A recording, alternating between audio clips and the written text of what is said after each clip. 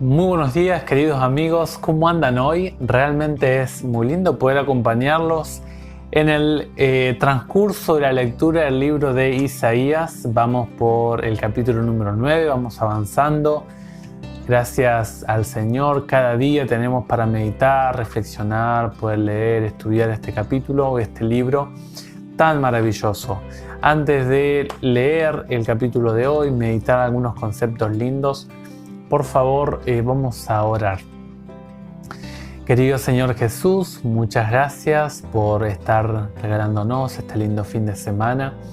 Queremos agradecerte porque podemos estar con nuestros amigos desde los medios de este canal. Y queremos, por favor, oh Dios, invitarte a que nos acompañes ahora en la lectura de la Biblia y que nos ayudes a poder aprender de este capítulo de hoy. Oramos en el nombre de Jesús. Amén.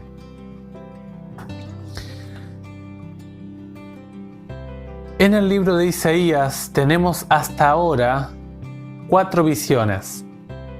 Tenemos la visión del capítulo 1, la segunda visión del capítulo 2 al 5, la tercera visión que es el capítulo número 6, que es el llamado de Isaías, y la cuarta visión del 7 al 9, que es el conflicto de Siria, de Efraín y también de los asirios, y en medio está Judá. Es decir, que hay en esta cuarta visión tenemos el conflicto todavía que empezamos en el capítulo 7, allí con Pekaj y con Rezín, ¿se acuerdan? Continúa en el capítulo 8, Dios dándole mensajes al pueblo, y lo mismo pasa en el capítulo número 9. Pero en el capítulo número 9 vamos a ver de que en los versículos 1 al 8 van a ver ustedes que vamos a encontrar, bueno, en sí 1 al 7, vamos a encontrar acerca de una profecía que Dios habla de 2 tribus que están sufriendo y que la solución para esas tribus va a ser la llegada de el libertador, el niño Cristo Jesús. Noten ustedes que el versículo 22 del capítulo 8 termina en crisis, termina en oscuridad, termina en un momento de angustia, de dificultad para el pueblo de Israel y el lector, nosotros hoy en tiempos actuales. Pero el capítulo 9, versículo 1, empieza con la conjunción pero. Esta conjunción, noten ustedes que hace un contraste con lo que se viene diciendo. Habrá 2 tribus, Zabulón y Neftalí, que serán las protagonistas de lo que se va a describir en los versículos 1 al 7. Y uno se pregunta, ¿por qué estas 2 tribus? Bueno, si ustedes miran en el mapa, van a ver de que Zabulón y Neftalí están en el norte de la zona de Israel, ¿no? Van a ver ustedes que la llegada de los asirios va a afectar en gran manera, van a causar estrago, van a diezmar la población, la cosecha, todos los víveres que producían estas tribus.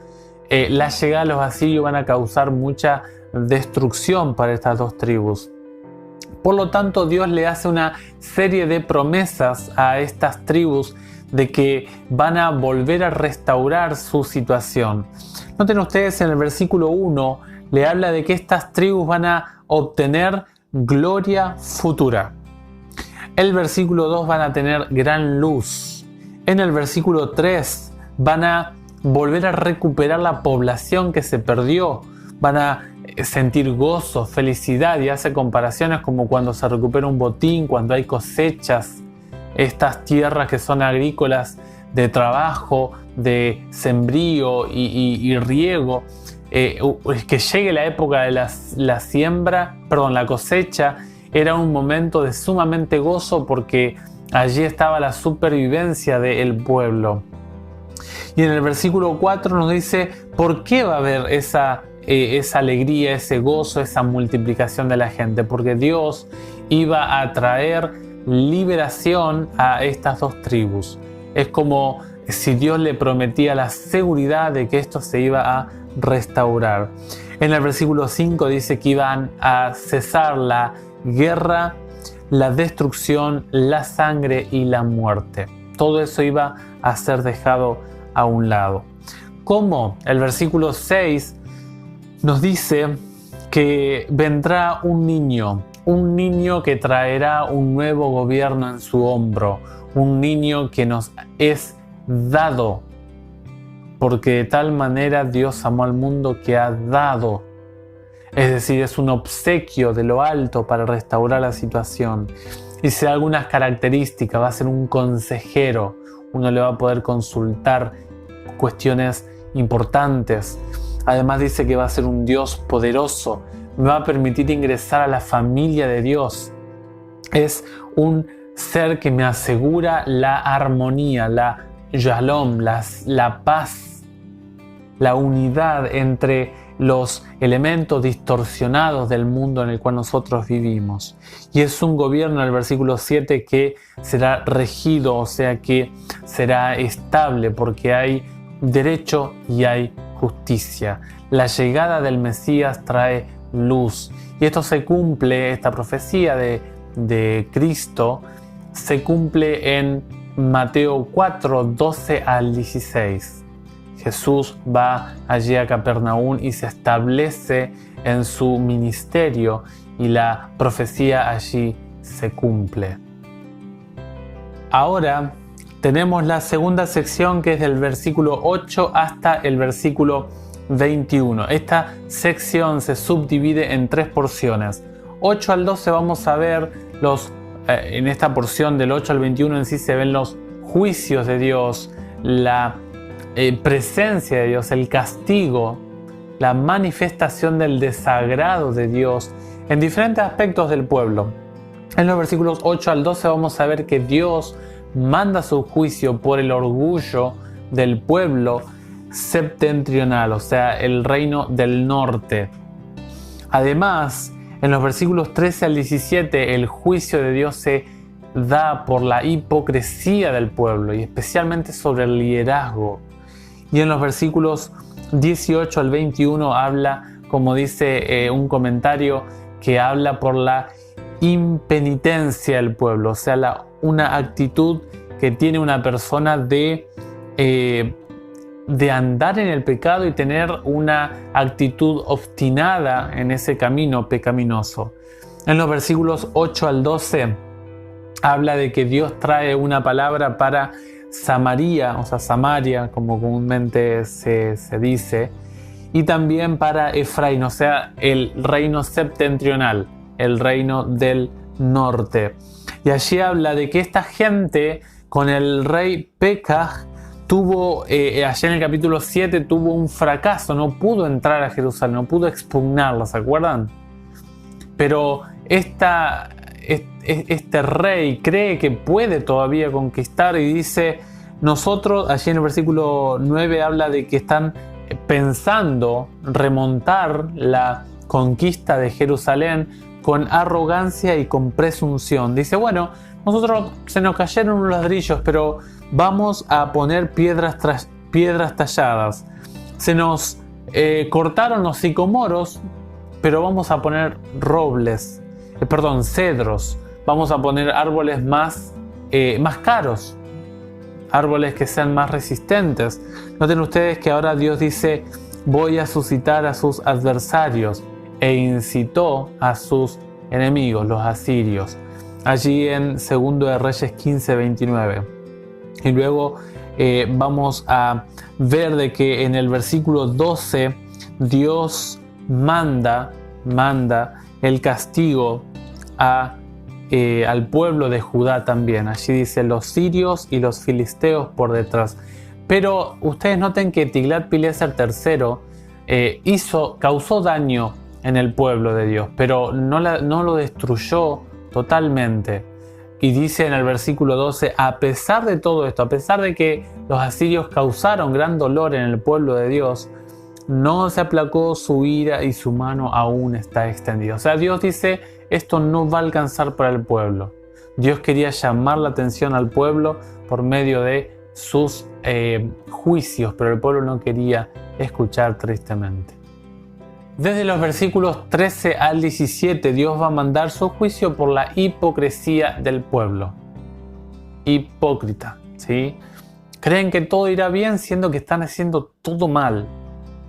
Noten ustedes que en los versículos 13 al 17, Dios dice en el versículo 13: el pueblo no ha vuelto al que lo golpeaba, no ha buscado al Señor de los ejércitos. O sea, una actitud de rebeldía. Por más de que Dios le quería enseñar, Dios no le mandaba estos castigos porque se deleitaba en el dolor del pueblo. Dios quería llamarle la atención al pueblo. Dios ya no sabía cómo hacer para llamar la atención al pueblo, para que salgan de su pecado, de su actitud de maldad. Pero este pueblo quiso continuar haciéndolo. Noten ustedes que el mal llegó desde el liderazgo. Los versículos 15 al 16 dice: el anciano y el noble son la cabeza. O sea, los jueces, los estadistas del momento eran los responsables de conducir al pueblo de Israel. Dice los guías, el versículo 15: el anciano y el noble son la cola y el profeta maestro de mentiras es la cola. Los profetas mentían. Luego en el 16 dice: los guías de este pueblo extraviaron y los que se dejaron guiar han sido devorados. O sea, uno puede decir: pero mis líderes me condujeron mal. Pero uno tiene como el liderando, alguien que me está a mí conduciendo desde arriba, que está haciendo mal las cosas. El liderando debe llamar la atención al líder. Noten ustedes que aquí son responsables los dos. No solamente el líder que tiene a cargo una responsabilidad en un aspecto, en un rubro del pueblo de Dios. Noten ustedes que el profeta no se cayó. El profeta Isaías lo marcó de por vida el llamado que Dios le hizo en el capítulo 6. Noten ustedes que el profeta fue valiente, no escatimó en llamar la atención a los líderes. Les dijo: ustedes han extraviado al pueblo, y ahora como los líderes están extraviados, están extraviando al pueblo, todas las edades, todas las clases sociales, no, sin excepción alguna, están siendo descarriadas. Noten ustedes que allí se habla de los jóvenes, de los huérfanos, de las viudas, inclusive las personas más necesitadas del pueblo estaban siendo mal influenciadas. Noten ustedes allí en el versículo 17, dice, al final, dice: a pesar de todo esto, la ira del Señor no cesó. O sea, la ira de Dios aún seguía presente para con su pueblo del antaño. Y miren lo que dice el verso, ahora vamos a ver los versículos 18 al 21. Aquí noten el versículo 18, es muy interesante. Dice: porque la maldad o el pecado quema como el fuego, devora cardos y espinas, arde en las espesuras del bosque y el humo se alza en torbellinos. Queridos amigos y hermanos, el pecado trae destrucción a su vida y a la mía. El pecado no nos regala nada bueno, el pecado no nos entrega, no nos reditúa nada que sea constructivo para nuestra vida. El pecado mata, el pecado destruye. Y no solamente nos destruye a uno, sino que destruye al prójimo. Y eso se ve en los versículos 19 y 20. El pecado destruye las relaciones, destruye los contactos sociales, destruye los vínculos amorosos, afectivos que uno entabla con el otro. Noten ustedes que la verdadera felicidad está en ayudar al otro. El apóstol Pablo allí en Romanos 13 habla que el que ama a su prójimo ha llegado a la plenitud de la ley, al amor. Quien destruye al prójimo destruye su propia vida. Y en los versículos el versículo 21, dice: Manasés devora a Efraín, Efraín y a Manasés, los dos juntos acometen contra Judá.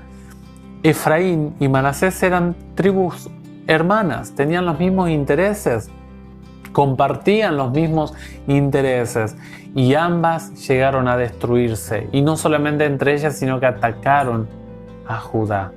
El pecado es un desorden lo que está pasando en los tiempos de Isaías. Y hoy en día, ¿será que nosotros estamos igual, de la misma manera? ¿Será que nosotros andamos en tiniebla como Neftalí, Zabulón? ¿Será que nos estamos devorando entre los hermanos como Efraín y Manasés y Judá?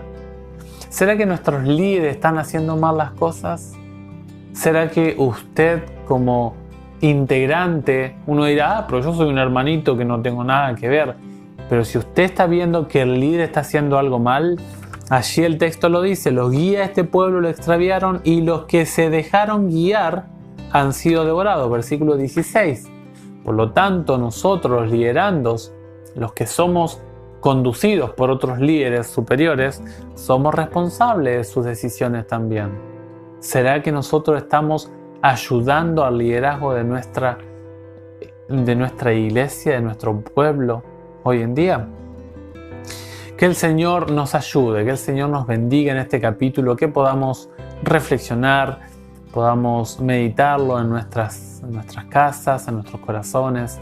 Y desde el canal Enseñanza Bíblica les mandamos un fuerte abrazo, un saludo a la distancia. Que tengan un feliz domingo. Que el Señor les bendiga, les cuide y que lo pasen muy, pero muy bien. Saludos a las familias. Por favor, suscríbanse al canal, manden a sus amigos, compartan, que estamos para ayudarnos entre nosotros. Nos vemos la próxima, si el Señor lo permite.